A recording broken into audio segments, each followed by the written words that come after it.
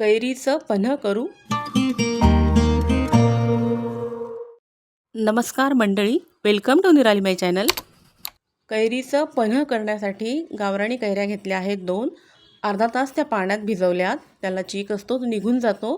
त्यानंतर कुकरमध्ये पाणी घातलं आहे आणि कैरी ठेवून डब्यामध्ये त्याच्यावर झाकण ठेवून 3 शिट्या आपल्याला गॅसवर कुकर ठेवून करून घ्यायच्या आहेत.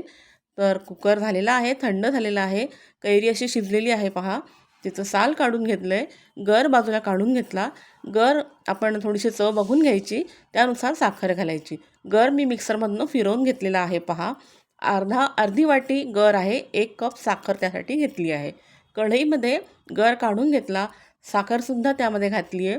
मिक्सरच्या भांड्यात थोडंसं पाणी घालून गर काढून घेतला. साखर आणि गर एकत्र मिक्स करून घेतलेला आहे पहा.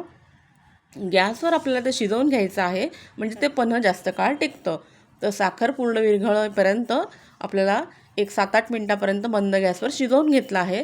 साखर विरघळलेली आहे, चांगले बुडबुडे आलेले आहेत. त्यामध्ये आता 1 चमचा काळं मीठ घातले, चव चांगली येते, पाचक आहे. आणि अर्धा चमचा भाजलेल्या जिऱ्याची पूड घातली, त्याच्याने सुद्धा टेस्ट चांगली आणि थंड असतं जिरं. चांगलं मिक्स करून घ्यायचं यामध्ये. आणि आता चांगला पाक तयार झालेला आहे. आपला पल्प, कैरीचा जो पन्ह्याचा पल्प तयार झालेला आहे. आता आपण तो गॅस बंद करू. थंड झाल्यानंतर काचेच्या बरणीत भरून ठेवलेला आहे कैरीचा पन्ह्याचा पल्प. आणि आता आपण पन्ह तयार करूया. तर 1 चमचा 1 टेबलस्पून मी कैरीचा पल्प तो ग्लासमध्ये घेतलेला आहे. त्यामध्ये बर्फाचे काही खडे घातलेत, ग्लासमध्ये घातलेत.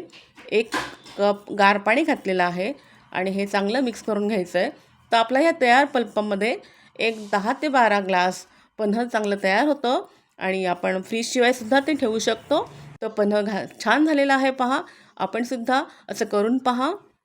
व्हिडिओ आपल्या मित्रमैत्रिणींमध्ये शेअर करा. Please like, share and subscribe निराली माय चॅनल. थँक्यू.